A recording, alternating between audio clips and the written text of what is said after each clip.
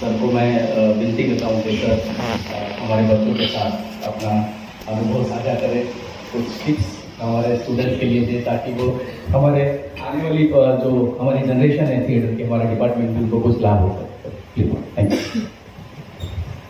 Thank you. ये आवाज मिल रही है आप लोग को? ठीक, आप जरा नजदीक आएंगे थोड़ा, फैलिए नहीं, इधर आइए थोड़ा।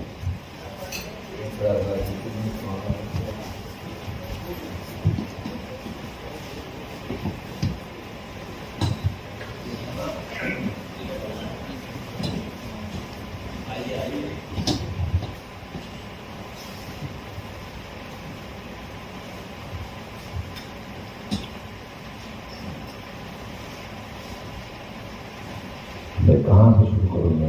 मुझे लगता है कि मैं ये होता ना, भगवान बोलते हैं और बाकी जब सुनते हैं वो ना बने।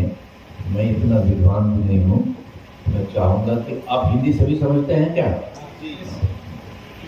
कि अगर आप मुझे एक दो सवाल करेंगे तब मुझे लगता है कि आदान प्रदान का मामला रहेगा, कि ये ना वन साइडेड ना हो। तो वहाँ से शुरू करके फिर मैं आगे चलता हूँ। तो अच्छा, the question is that this should be an interactive session. It should not be me as a God speaks and you will receive. It should not be like that. It should be interactive. So to start with, मैं चाहूँगा कि आप लोग you ask the questions and I will try to respond to them, and from there we will see what it is. आपको किस point पे लगा कि मुझे अभी कुछ थिएटर में ही कैरियर बना अपनी लाइफ का भी आपको? और कोई क्वेश्चन है? थोड़ा सा इस चीज पर बताया जाए कि आपने जब थिएटर शुरू किया था उस वक्त जो थिएटर का सिनेरियो था और आज जो थिएटर का सिनेरियो, उसमें टेक्निकली एज एन एक्टर आप क्या फर्क देखते? देखिए, ये कहना गलत होगा कि मेरा सारा करियर सिर्फ थिएटर में रहा। मैक्सिमम टाइम थिएटर में रहा, मैक्सिमम। लेकिन उसको करने के लिए मुझे बहुत कुछ पापड़ बेचने पड़े। मतलब मैंने सिनेमा किया। हमारे से जब स्कूल से निकले, ड्रामा स्कूल से निकले, तो पैरेलल सिनेमा शो, समांतर सिनेमा से पैरेलल सिनेमा कहती, पैरेलल सिनेमा had started। तो उसमें मैंने काफ़ी एक एक्टर भूमिका निभाई, as a friend of the parallel cinema. क्योंकि मेरा ये है, क्या कहें, बिलीव है कि आप सिर्फ एक्टर बन के सारा योगदान करेंगे, नहीं, आपको पूरा एक विजन के साथ काम करना होता है। उस वक्त एक विजन आया था 70 के दशक में, 70s में, कि हम लोग, मुझे याद है शारदा गांधी मेरी टीचर थी, वो संस्कृत ड्रामा आपको पढ़ाती थी। तो स्वप्न वासव दत्ता के बारे में से वो गाई ऐसे आएगी, हीरोइन फिर यूँ करेगी। मतलब मैंने शैतानी थोड़ी सी, मैंने कहा मैडम आपको कैसे पता वो ऐसे आएगी? What is the proof?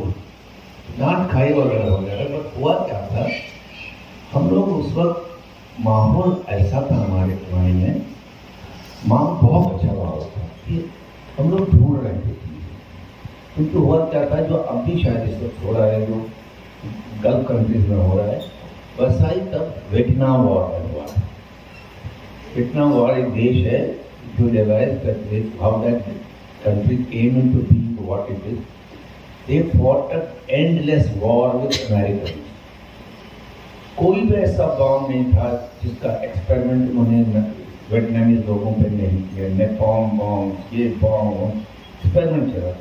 उतनी ही रेजिस्टेंस उन्होंने दे दी। और उसका क्रूर रूप उस वक्त के मैगजीन में आता था। एक मैगजीन होता था लाइफ मैगजीन, उसमें भी आपने फोटो देखे। और उसके बाद एक 5 घंटे की फिल्म का अमेरिकन वालों ने बनाई थी, डॉक्यूमेंट्री, वॉरेन ब्रदर्स ने। वो देखे तो मेरे होश उड़ गए। मतलब आप सो नहीं सकते थे कि इतनी क्रूरता से एक मनुष्य दूसरे मनुष्य पर इतना आक्रमण नहीं, इतनी क्रूर हत्याएं करेगा। तो उसका इम्पैक्ट हम पे पड़ता था, अखबारों से आता था। तो एक हम तो अंग्रेजों से नए नए छूटे थे, अंग्रेजों का राज था, कॉलोनियल था, और हम क्या करते थे, कॉलोनियल को हिंदी में क्या कहते हैं, उपनिवेशवाद से छूटे थे, लड़ाई लड़ी थी, गांधी जी ने लड़ाई लड़ी थी, सरदार पटेल ने, नेहरू ने, इन्होंने जेल 10-10 साल के 12-12 साल, लोग आम इंसान ने मार खाई थी। इसलिए तो अपना देश बनाएंगे, अपना देश बनाएंगे तो अपनी कला होगी, अपना सब कुछ होगा। उस करके तो जब तक हमें पढ़ाया जाता था एनएसडी के पहले जो भी ड्रामा हम देते वो फर्स्ट एक्ट, सेकंड एक्ट और थर्ड एक्ट में होता था, और वो 100 साल 125 साल पहले विदेशी लोगों ने किया है, उसी का रेप्लिका हम करते थे, चाहे आधे अधूरे हो, चाहे इसका तोलक हो, अपना क्या कहते हैं गिरीश कर्नाटक, सब लोगों ने, क्योंकि वही मॉडल सबको आता था, उसमें कैसे लिख सकते हैं, और कोई मॉडल नहीं था। तब उस वक्त खोल, मतलब हम नहीं शैतानी की, मुझे जैसे प्रसन्नता मेहता भानु था, हमने स्टेटमेंट मारा अखबार में, हम बहुत यंग थे, हालांकि ध्यान भी पड़ी है, समझते क्या है, हमने कहा इंडियन थिएटर क्या है, इसमें ये तो वेस्टर्न थिएटर है, पाश्चात्य नाटक है, वेस्टर्न ड्रामा है, where is Indian colour in it. हाँ, आप कह सकते हैं कि उसमें बातचीत थीमेटिक है, बट फॉर्म कहाँ है। तो एक नया डिबेट तब शुरू हुआ। उसके साथ साथ ब्रेक्ट साहब एक जर्मन प्ले राइटर थे, जिन्होंने एरिस्टोटल के नाटकों का उल्टा रूप किया, उन्होंने उनकी थ्योरी को उठा के फेंक दिया, एपिक थ्योरी निकाली, एक्टिंग की, ड्रामा करने की, और तब पता चला कि वो भी तब कर पाए थे जब उनको एशियन थिएटर का प्रभाव पड़ा था, भारतीय नहीं पड़ा था, एशियन थिएटर का।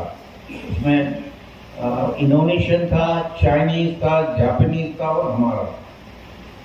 तो वो और बात बढ़ी, हम क्या कर रहे हैं, पकड़ ली, ठीक ही पकड़े, क्या कर रहे हैं।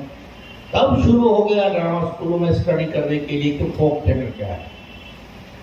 हमारे पास एक ही चीज है जो बचा कुचाव है, जैसा टूटा है फूटा है, लोक शैली है, उसी को डिकोड करना है। डिकोड समझ में कैसे करते हैं, उसको बुहारना है, आर्कियोलॉजिस्ट की तरह साफ करना, उसका मुंह देखना है, जैसे क्या था इसका रूप, क्योंकि इतने सदियों में विचारों ने जो उसको बचा के रखा। उनके पास प्ले राइट भी नहीं, गुरु भी खत्म हो गए थे। अब वो अपनी फैमिली के साथ, अपने समाज के साथ को जिंदा रखते हैं, जितना भी कर सकते हैं, वो नई चीजें भी करते हैं, ऐसा नहीं वो वही रखते हैं, जैसे उनको समझ है वैसे करते हैं। तब ख्याल आया कि ये जो नाटक है, नए नाटक जो हैं वो इस स्वरूप में आ सकते हैं। तब एक एक्सपेरिमेंट हुआ था हमारे ड्रामा स्कूल में, जस्मा ओडन का। जस्मा ओडन आपका हवाई का वेश है, इंडिजिनस है आपका। तो यहाँ से हवाई ग्रुप पूरा आया ड्रामा स्कूल में, शांता जी आए और भी कोई गुजराती स्कॉलर्स आए। हमको theoretical and practical and technical acting training all while simultaneously being taught us. तब हमें लगा यार होटल लिबरेशन फॉर्म, हम तो कहते हैं हम जैसा वार्डन के गिनी पिग थे। उससे इतना हुआ कि शांता जी बाद में वो कहती थी, अच्छा तुम लोग करो खुद, ठीक चल रहे, अब तुम खुद करो। तो हम कहते मैडम आप जाइए, तो we will improvise ourself ours, and ma'am आइए हमने कुछ किया, then she will correct it वगैरह।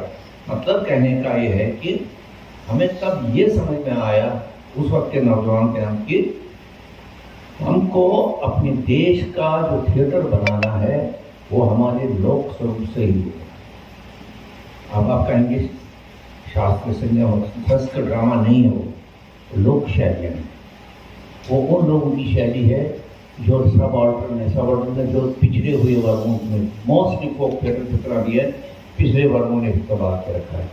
तो वो तो हमारे लिए मतलब किस सेक्रीफाइस, किस पावर्टी में वो रहते हैं, वो तो अलग बात छोड़ दो।